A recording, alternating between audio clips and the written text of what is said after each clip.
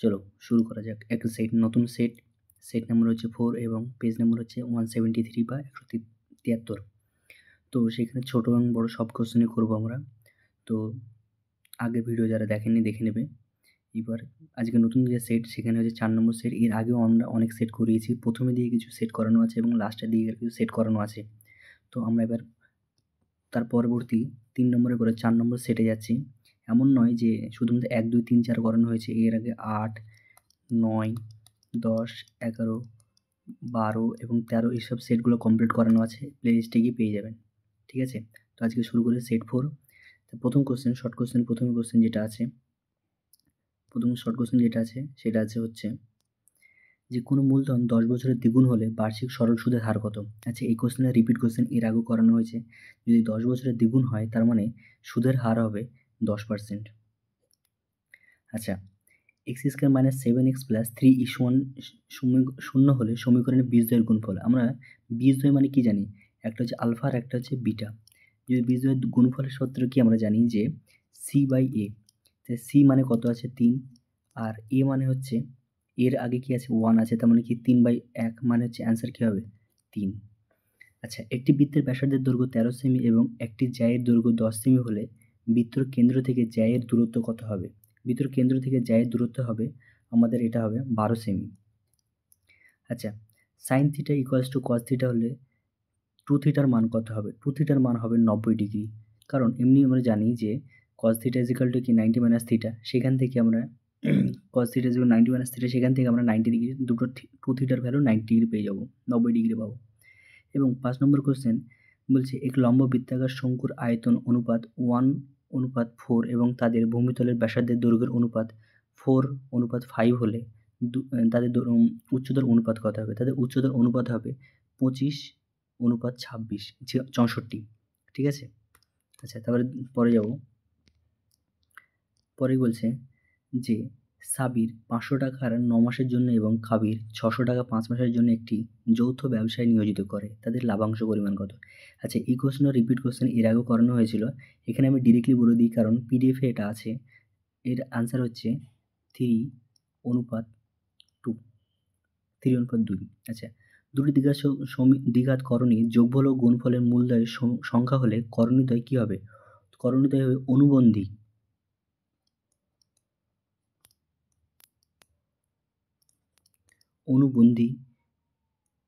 অনুবন্ধী করণী হবে। ঠিক আছে? যে দুটি কোণের সমষ্টি হলে তাদের পরস্পরকে সম্পূরক কোণ বলা হয়। সম্পূরক কোণ বলা হয় যখন দুটো কোণের যোগফল 180 ডিগ্রি হয়। আচ্ছা, cos 53 ডিগ্রি বাই sin 37 ডিগ্রির সরলতম মান কত? এই দুটোর মান হবে 1। এটার সমাধান নিচে পিডিএফে করা আছে। আমি একবার পিডিএফটা দেখিয়ে দেবো। আচ্ছা, একটি লম্ব বৃত্তাকার চোঙের তল সংখ্যা কটা হবে? একটি লম্ব বৃত্তাকার চোঙের তল সংখ্যা হবে 3টি। ঠিক আছে?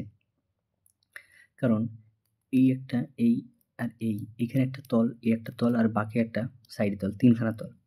কোনো ছাত্রের বয়স বছরে এত করে বাড়ে, তাদের বয়সের মধ্যমা কত হবে?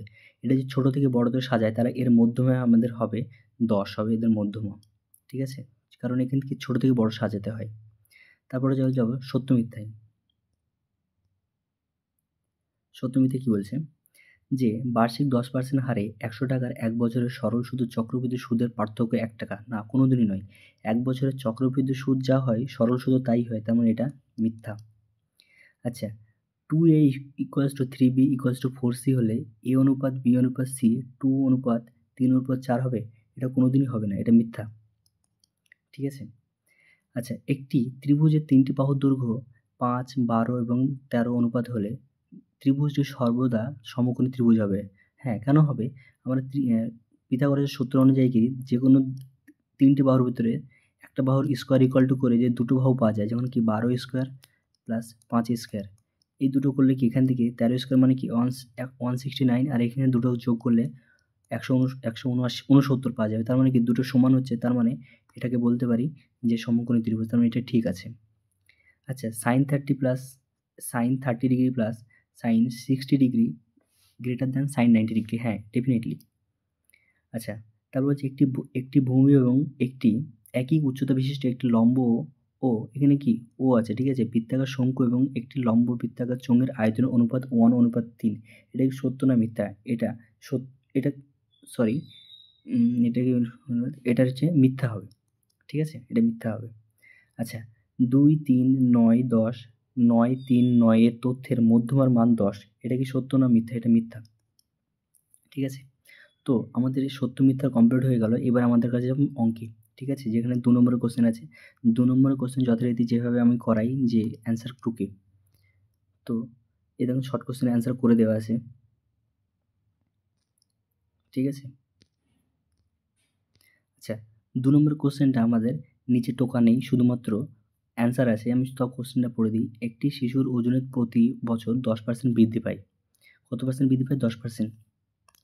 10% বৃদ্ধি পায় এবং বর্তমানে শিশুটির বয়স যদি 10 কেজি হয়, 2 বছর পরে শিশুটির ওজন কত হবে? এখনও আছে 10 কেজি, তাহলে 2 বছর পরে কত ওজন হবে সেটা জানতে চাইছে। তো আমরা যাবো কোশ্চেনে, আমরা অ্যান্সারে। অ্যান্সার দেখুন বলেছে যে যদি বৃদ্ধির হার কত 10% হয়, বর্তমানে শিশুর ওজন কত 10 কেজি, এগুলো কি কোশ্চেনে বলে দেওয়া আছে। তাহলে বছর কত? 2 বছর পরে। আমরা কি জানি যে ফর্মুলাটা জানি যে p into 1 plus r by 100 to the power n মানে কত বছর। তাহলে কি 10 p মানে হচ্ছে 10 বছর তার বয়স ছিল এবং 10% করে বাড়ছে, তেমন কি 110 বাই 100, 110 বাই যদি 100 হয় তাহলে কি হবে 110 বাই 0 0 কেটে দিলাম, তাহলে কি 11/10 দুবার হয়ে যাবে, স্কোয়ার আছে বলে। এবার এই 10 আর এই 10 কেটে দিলে কি পড়ে থাকছে 100, উপরে এই 11 আর 11 গুণ করলে 121 হয় আর নিচে 10 পড়ে থাকে। তার মানে কি 2 বছর পরে তার ওজন হবে 12.1 কেজি। ওকে, তারপরে 2 নম্বর কোশ্চেনটা আমরা আবার পড়ে নেবো, কারণ ওখানে আমাদের এটা করা নেই। বলেছে যে এ ও বি এর কোনো ব্যবসায় 1050 টাকা লাভ হয়। এ এর মূলধন 900 টাকা এবং লাভাংশ 630 টাকা হলে বি এর মূলধন কত? এটা কোশ্চেন, দেখে নাও, ঠিক আছে। তাহলে আমরা যদি অ্যান্সারে যাই, অ্যান্সারে কি বলছে? অ্যান্সার হচ্ছে যে ধরি বি এর মূলধন আমাকে জানা নেই, টেস্ট পেপারটা খুলে দেখে নেবে। যেখানে বি এর মূলধন জানতে চেয়েছে, তা বি এর মূলধন আমার জানা নেই, আমি এক্স ধরে নিলাম, আর এ এর মূলধন বলে দিয়েছে 900 টাকা। আচ্ছা তাহলে মোট লাভ কত হয়েছে? 1050 টাকা লাভ হয়েছে। তাহলে এ এর লাভ কত বলে দিয়েছে? 630 টাকা। তার মানে এখান থেকে কি আমি বি এর লাভ বের করতে পারি, কারণ 1050 টাকা টোটাল লাভ, তার সঙ্গে কি 630 টাকা যদি বিয়োগ করে দিই কত পড়ে থাকছে আমার? 420 টাকা আমার পড়ে থাকছে। আচ্ছা তাহলে আমরা কি জানি যে লাভের অনুপাত হচ্ছে মূলধনের অনুপাত, অথবা মূলধনের অনুপাতই হচ্ছে লাভের অনুপাত। তাহলে আমি তাদের মূলধন কত? একজনের মূলধন 900 টাকা, আরেকজনের মূলধন x টাকা আমি জানি, এবং একজনের যখন এর লাভ কত হয়েছে 630 টাকা, তাহলে বি এর লাভ কত হয়েছে 420 টাকা। তার মানে কি অনুপাত যখন থাকে তখন এরা কি ভাগ হয়ে যায়। তাহলে কি 900 বাই x সমান 630 বাই 420। তাহলে এখান থেকে যদি কাটাকাটি করি তারপরে আমাদের কি আসছে, দেখুন এই যে 0 আর এই 0 কেটে দিলাম, এখানে 7 দিয়ে কাটলাম, তার মানে কি 6 7 কে 42 আর 7 দিয়ে কাটলে 7 9 30, 7 9 63। আচ্ছা ওপর ভগ্নাংশের ওপর কাটা যায়, তাই এই 9 দিয়ে আমি পুরো 900 কে কাটলাম 100, তার মানে x ইকুয়াল টু হচ্ছে 600, ঠিক আছে। তার মানে দুটো কোশ্চেন হয়ে গেল। তারপরে যাব 3 নম্বর কোশ্চেন। 3 নম্বর কোশ্চেন কি বলছে? 3 নম্বর কোশ্চেন বলছে যে সরলতম মান নির্ণয় করো। সরলতম মান কি কার? 3√48 মাইনাস 4√75, 4√75 মান বের করতে বলছে। ওকে, 4√75, সেখানে কি পাবো? Root over 192। তাহলে আমি এখানে দেখো সবকটাকে ভেঙেছি। 48কে কি ভাঙলে কি হয়? 2 দিয়ে ভাঙলে কত? 4টে 2 আসে, তাহলে আমরা 4টে 2 করেছি গুণিত 3। 75কে ভাঙলে কি 2খানা 5 একটা 3, 2খানা 5 এবং একটা 3 এসছে। আচ্ছা 192কে ভাঙলে আমাদের পাই 2খানা 2 এবং 2খানা 4 এবং একটা 3, 2খানা 2, 2খানা 4, একটা 3। তাহলে আমার রুটের ভিতরে যেটা থাকে সেটা কি দুটো থাকলে একটা বেরিয়ে আসে। তাহলে এখান থেকে কি দুটো 2 বেরিয়ে আসবে, 2 ইন্টু 2। তাহলে এই 2 2 4 আর 3 4 12, 12 বাইরে চলে আসলো। এখান থেকে একটা 5 বেরিয়ে আসবে, মানে কি 4-এর সঙ্গে 5 গুণ হয়ে যাবে, মানে 20। এখান থেকে কি একটা 2 বেরোবে, একটা 4 বেরোবে, তারপরে 8 8√3। আচ্ছা এই দুটোকে যদি যোগ করি কত হচ্ছে আমাদের? আমরা কি জানি বদমাস রুল অনুযায়ী কি জানি যে আমাদের অ্যাডিশন আগে হবে তারপরে সাবট্রাকশন, মানে যোগ আগে হবে তারপরে বিয়োগ পরে হবে। তার মানে কি এই দুটোকে যোগ করলে কত হচ্ছে 20√3 মাইনাস 20√3, তার মানে কি এই দুটো শূন্য কেটে যাচ্ছে, তার মানে কি আমাদের অ্যান্সার 0 আসছে। তারপরে কি 4 নম্বর কোশ্চেন।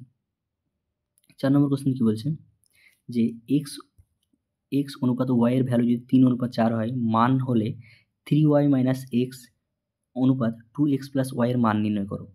তাহলে কি x কে ধরি আমি, x মানে কত 3k, আর y মানে কি জানি 4k ধরলাম। তাহলে কি এখানে y এর জায়গায় যদি আমি কত বসিয়ে দেবো 4k বসালে কি আমার 3 4 12, 12k মাইনাস আর x এর ভ্যালু কত 3k বসিয়ে দিলাম। আচ্ছা এর x এর জায়গায় কত বসাবো, আবার x এর জায়গায় আমরা 3k আর y এর জায়গায় 4k।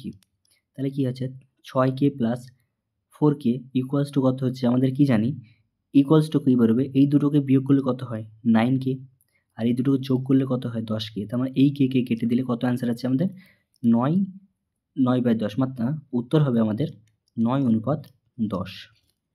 ওকে, চলো 5 নম্বর কোশ্চেনটা ওখানে নেই, এখানে পড়ে দিচ্ছি।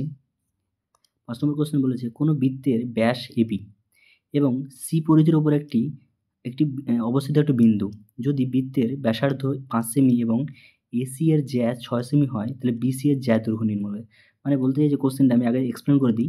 একটা ধরো বৃত্ত, এটা যদি তার হয়, তাহলে এবি হচ্ছে তাদের একটা ব্যাস, ওকে, আর একটা তার উপর একটা সি একটা বিন্দু, এবং এখান থেকে এই আর এটার, এবং আমরা জানতে চাইছি এটার ভ্যালু জানতে চাইছি। এটাই হচ্ছে কোশ্চেন। তো আমরা যথারীতি নিচে সলভ করেছি, সলভ করে যাব 5 নম্বর। দেখো কি বলেছে, যে ধরি আমি কি ধরলাম, কেন্দ্র হচ্ছে ও, এ ও আর ও বি দুটো সমান, কারণ এটা কি এটা ব্যাস।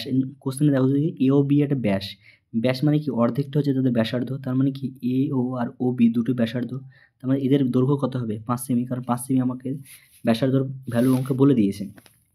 তাহলে এখানে দুখানা ত্রিভুজ পাচ্ছি, এই একটা ত্রিভুজ আর এই একটা ত্রিভুজ। তাহলে কি ত্রিভুজ এ ও সি থেকে কি পাই, এখানে সবচেয়ে বড় কথা হচ্ছে ওসি কি, ওসি হচ্ছে এ বির একটা উপরে লম্ব একটা জিনিস, লম্ব। তাহলে পিথাগোরাসের সূত্র কি জানি, যে সমকোণী ত্রিভুজ যখন হয়েছে, তাহলে কি পিথাগোরাসের সমীকরণে কি পাচ্ছি আমি, যে জানি অতিভুজ স্কোয়ার ইকুয়ালস টু লম্ব স্কোয়ার প্লাস ভূমি স্কোয়ার। এখানে অতিভুজটাকে এসি, তাহলে এসি স্কোয়ার, আর ভূমি কোণটা ও এ, আর ওসি হচ্ছে কি লম্ব। আমি এখানে লম্ব আগে লিখিনি, লম্বটা এখানে বসিয়েছি আর ভূমিটা এখানে বসিয়েছি, কোনো ব্যাপার নেই, এটা ভুল নয়, ঠিক আছে। তাহলে কি এসির ভ্যালু কত আমার 6 স্কোয়ার বসিয়ে দিয়েছি, ও এ বাই এ ওর ভ্যালু কত 5 স্কোয়ার বসিয়ে দিয়েছি, আর ওসির ভ্যালু আমি জানি না, ওসি মানে কি লম্ব, ওসির ভ্যালু কত বেরোলো আমার এখানে, যে এইটাকে এদিকে আসলে কি বিয়োগ হয়ে যায়, তার মানে 6 এর স্কোয়ার 36 মাইনাস 25 মানে রয়েছে √11, তার মানে কি এর লম্বর ভ্যালু বেরিয়ে গেল 11। আচ্ছা আবার আরেকটা ত্রিভুজ কি আছে আমার এখানে, আরেকটা ত্রিভুজ দেখে নেন এখানে কি আছে, বিওসি বা ওবিসি, বিওসি, সেখানে কি হবে অতিভুজ কি আছে বিসি স্কোয়ার ইকুয়ালস টু কি আছে, BC square equal to OB square plus OC square, ঠিক আছে। তাহলে দেখুন কি পেয়েছি, এটা যদি বসিয়ে দিই, দেখুন বিসি স্কোয়ার সমান সমান Obi square plus OC square. তাহলে কি আমি ওবির ভ্যালু কত জানি, কারণ ওবির আমাদের ব্যাসার্ধ ছিল 5 স্কোয়ার, আর √11 আমি ওসির ভ্যালু পেয়েছি এখান থেকে, তার √11কে হোল স্কোয়ার করলে কি 11ই পাই, তাহলে 25 প্লাস 11 মানে 36, এর বিসি হোল স্কোয়ার থেকে হোল স্কোয়ার উঠে দিলে কি রুট হয়ে যায়, 36 এর রুট কত হবে 6, তার মানে বিসি বাহুর মান কত হচ্ছে 6 সেমি। ওকে, চলুন পরবর্তী কোশ্চেন যাই। আচ্ছা 6 কোশ্চেনে কি বলেছে, 6 কোশ্চেন বলেছে কোনো রম্বসের কর্ণদ্বয় দৈর্ঘ্য যথাক্রমে 12 সেমি এবং 16 সেমি হলে, কর্ণদ্বয় মানে এ একটা কর্ণ আর এ একটা কর্ণ যদি 12 এবং 16 সেমি হলে রম্বসের একটি বাহুর দৈর্ঘ্য কত। এবার রম্বসের এই বাহুর দৈর্ঘ্য জানতে চাই, যে কোনো একটা বাহুর দৈর্ঘ্য মানে সব আমরা রম্বসের কি জানি, যে রম্বসের 4টি বাহু সমান, 4টি বাহু সমান এবং বিপরীত কোণদ্বয় সমান। তাহলে কি এসি মানে কত ধরলাম, এসি বা 16 সেমি, বিডি 12 সেমি। আচ্ছা রম্বসের কর্ণদ্বয় পরস্পরকে কি লম্বভাবে সমাদ্বিখণ্ডিত করে, কারণ তাদের কোণদ্বয় অপোজিট কোণ সমান হয়।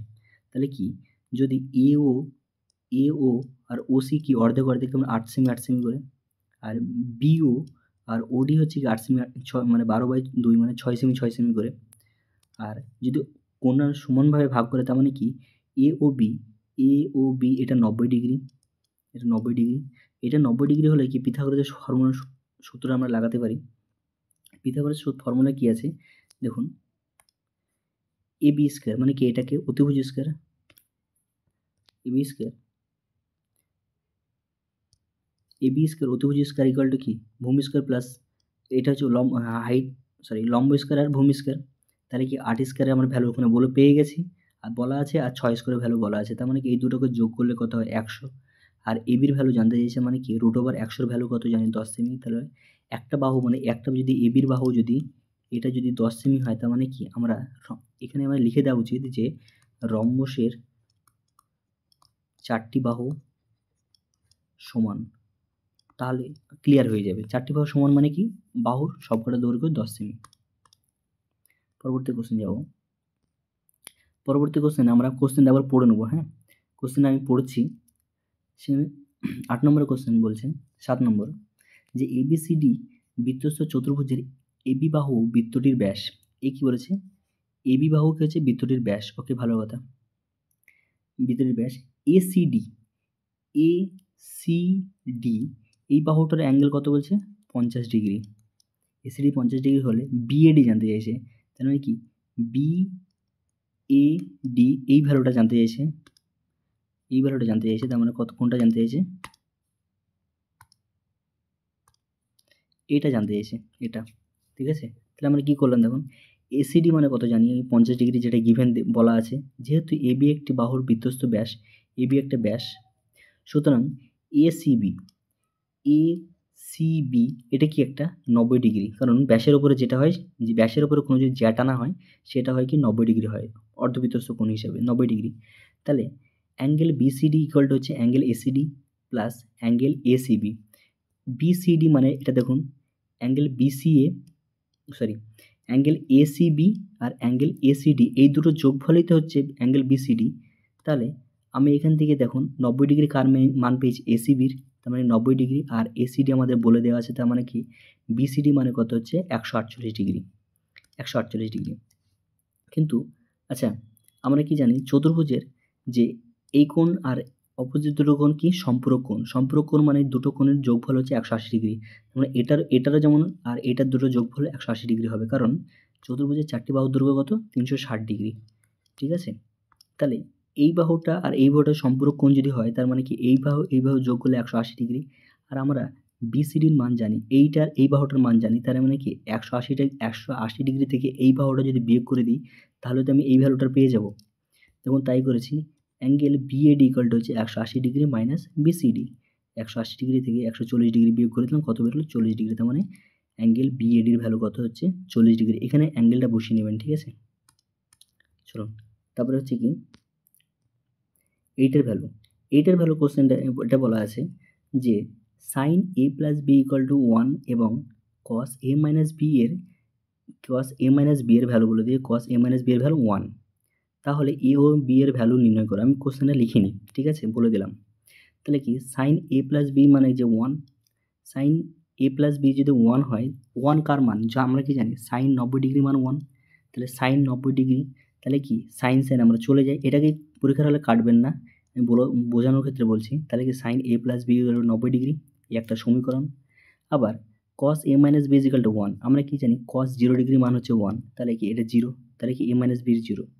তাহলে এই দুটো সমীকরণকে যদি আমি যোগ করে দিই, ধরুন এই সমীকরণ আর এই সমীকরণটা যদি যোগ করি, তাহলে কি হবে, দেখুন, একটা প্রথম পেয়েছিলাম এ প্লাস বি ইজিক্যাল টু 90, আর একটা যে এ মাইনাস বি 0। এই দুটোকে যোগ করলে কি এই বি আর এই বি এটা কেটে যাবে, তার মানে দুটো এ পড়ে থাকবে। দুটো এ পড়ে থাকলে কত থাকছে, 90 ডিগ্রি। তাহলে এ মান হচ্ছে 90, এ মান হচ্ছে কি 90/2, তার মানে কি এই দুটোকে কাটলে 45 ডিগ্রি।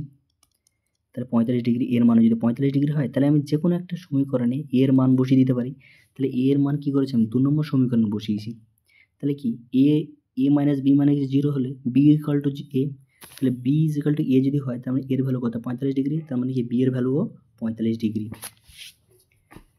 তাহলে কি পাই আমি, দুটো বাহুর মান হচ্ছে কত, দুটো বাহুর মান হচ্ছে 45 ডিগ্রি। চলুন পরবর্তী কোশ্চেন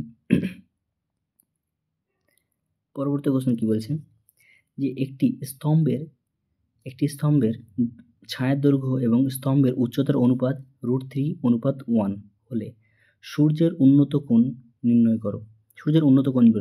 মানে যদি বলতে চাইছে এইখান থেকে যদি সূর্য পড়ে, এটা যদি সূর্য হয়, ঠিক আছে? এটা কোনো স্তম্ভকে ছায়াতে একটা দূরে পড়বে। সেই ছায়াটার দূরে কত? √3x এবং তার হাইট হচ্ছে x। তো ধরি আমরা ছায়াটির দৈর্ঘ্য কত? √3x, ছায়াটির স্তম্ভের দৈর্ঘ্য x। তো চিত্রে কি আমি বলে দিয়েছি AB হচ্ছে স্তম্ভের উচ্চতা এবং BC হচ্ছে ছায়ার দৈর্ঘ্য, এখানে ঠিক আছে।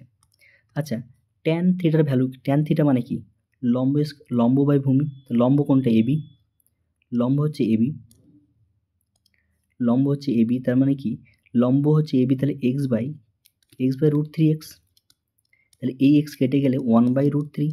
আচ্ছা, 1/√3 কার ভ্যালু? সাইনের, tan 30 ডিগ্রি ভ্যালু। তাহলে কি এই tan এখানে কেটে যাচ্ছে, তার মানে কি theta is equal to 90 degree. তাহলে উন্নত কোণ কত বেরোচ্ছে আমাদের? 30 ডিগ্রি, ঠিক আছে? চলুন 10 নম্বর কোশ্চেনে কি বলছে? 10 নম্বর কোশ্চেনে বলছে যে একটি লম্ব বৃত্তাকার শঙ্কুর উচ্চতা 12 সেমি এবং আয়তন 100 পাই ঘন সেমি। শঙ্কুর ব্যাসার্ধের দৈর্ঘ্য নির্ণয় করো। শঙ্কুর ব্যাসার্ধের দৈর্ঘ্য নির্ণয় করতে বলেছে। তাহলে উচ্চতা কত? 12 সেমি, তাহলে আয়তন হচ্ছে 100 পাই। তাহলে আমরা জানি কি শঙ্কুর আয়তনের ফর্মুলা কি? শঙ্কুর আয়তনের ফর্মুলা হচ্ছে 1/3 পাই আর স্কয়ার এইচ। তো আয়তন আমার অলরেডি কি বলে দিয়েছে? 100 পাই বলে দিয়েছে। তাহলে 100 পাই যদি বলে দেয়, তাহলে 1/3 ইন্টু পাই আর স্কয়ার ভ্যালু আমি জানি না, এইচ এর ভ্যালু আমি জানি। এইচ অলরেডি আমাকে বলে দিয়েছে 12 সেমি, তাহলে 12 আমি পেয়ে গেলাম এখানে।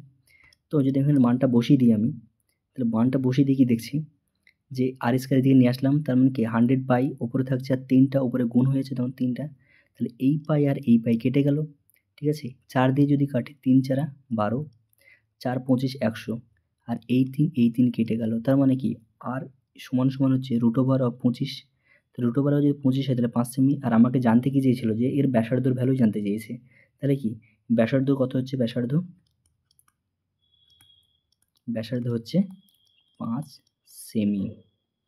ওকে, তাহলে বুঝতে পারলেন যে 5 সেমি। তারপর পরবর্তী কোশ্চেন যাব। 11 কোশ্চেন। 11 কোশ্চেন কি বলছে?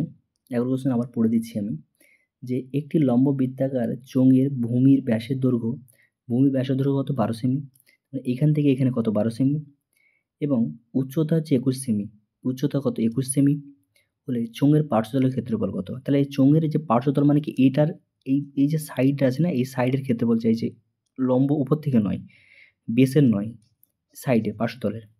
তো আমি কি জানি যে এখানে বলে দিয়েছে ব্যাসের ভ্যালু বলে দিয়েছে, তার মানে কি আমি ব্যাসার্ধ বের করতে পারি। 2 দিয়ে ভাগ করলে তার ব্যাসার্ধ কত? 6। তার মানে এখান থেকে এখানকার ভ্যালু কত আমার? আর 6। আর ইজ ইকুয়াল টু কত আমার? 6 বলে দিয়েছে। তো আমরা পার্শ্বতলের ক্ষেত্রফলের ফর্মুলা কি জানি আমরা? জি, 2 পাই আর এইচ। কারণ একটা বৃত্তের ব্যাসার পরিধির ফর্মুলা কি? 2 পাই আর, এবং যদি হাইট জুড়ে দিই তাহলে কি এইচ গুণ হয়ে যায়। তাহলে কি এটাকে বর্গ সেমি, কারণ আর এর একটা এইচ এর গুণ করলে বর্গ সেমি হয়। তাহলে 2 গুণিত 22/7, পাইয়ের ভ্যালু কত? 22/7 গুণিত 6 গুণিত 21। এই 7 দিয়ে যদি কাটি তাহলে 3 7 কে 21, 2 এর সঙ্গে 22 গুণ করলে কত? 44, এবং গণিত 318 বর্গ সেমি। তাহলে 792 বর্গ সেমি, এই দুটোকে গুণ করলে কত হয়? 792 বর্গ সেমি আমাদের উত্তর হয়, ঠিক আছে? চলুন পরবর্তী কোশ্চেন। আচ্ছা, এখানে 12 নম্বর কোশ্চেনটা করা হয়নি, আমি এখানে তুলতে ভুলে গেছি। পরবর্তী ভিডিওতে আমি চেষ্টা করব নিয়ে আসার। আচ্ছা, 5 এর 1 নম্বর কোশ্চেনটা দেখুন বলা আছে, এখানেও কোশ্চেনটা পড়ে দিচ্ছি। বলছে একজন ব্যক্তির ওজন হচ্ছে 80 কেজি। তার মানে তাদের ওজন হচ্ছে 80 কেজি। ওজন কমানোর জন্য তিনি নিয়মিত প্রাতঃভ্রমণ করে। মানে কি প্রাতঃভ্রমণ? মানে কি যে সকালে হাঁটতে যাওয়া।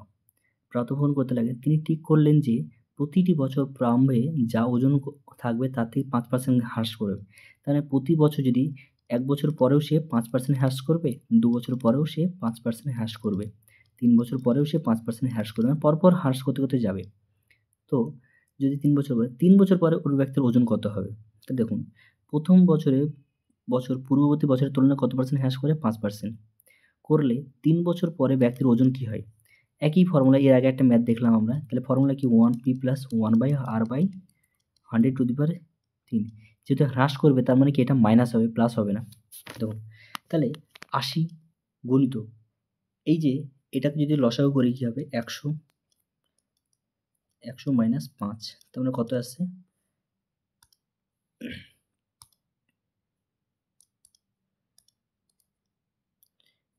কালারটা চেঞ্জ করে নিই, চোখে লাগছে খুব। তো যদি 100 মাইনাস এখানে করি তাহলে কত আসছে দেখুন, এটা 100 মাইনাস 5 মানে হচ্ছে 95/100। এটাকে যদি 5 দিয়ে কাটি তার মানে 19, আর এটা 5 দিয়ে কাটলে 20, 19/20। তাহলে দেখুন এখানে 5 দিয়ে কত কাটলাম, 5 দিয়ে 19 হয়েছে, আর এটা হচ্ছে 20 হয়েছে। তার মানে কি 19/20 কতবার কিউব হয়ে আছে, তার মানে কি কিউব মানে কি 3 বার, 80 × 19/20 গুণিত 19/20 গুণিত 19/20। যদি এটাকে কাটি আমরা কত 4 দিয়ে কাটবে, এটাকে যদি আবার কাটি কত 5 দিয়ে কাটবে। তাহলে কি 19কে 3 বার গুণ করব, তারপরে 19কে 3 বার গুণ করলে কত হয় 6, 68, 59, এবং নিচে কত হচ্ছে এই 5 × 100, 5 × 100 যখনই হবে না, তখন এই দুটো শূন্যর জন্য কি অনুপাত হয়ে যাবে, তার মানে কি অ্যান্সার কত আসবে 68.59। তার মানে কি 3 বছর পরে ওই ব্যক্তি কতটা ওজন থাকবে, 68.59 কেজি ওজন হবে। সো আজকের মতন ভিডিও এতটাই, ঠিক আছে। পরবর্তী ভিডিও যদি চান তাহলে পছন্দ হয় তাহলে বলবেন, ঠিক আছে, কারণ আপনাদের ভিউর সংখ্যা খুবই কম। তার জন্য মোটিভেশনের জন্য অ্যাটলিস্ট আপনারা কেউ শেয়ার করেন না, তো শেয়ার না করলে আমার আর মনে হয় না ভিডিও নিয়ে আসার কোনো জরুরি। যদি দরকার লাগে তাহলে বলবেন, নিচে কমেন্টে লিখবেন, ঠিক আছে, এবং সাবস্ক্রাইব করে রাখবেন। তো আজকের জন্য এইটুকুই, ভালো থাকবেন।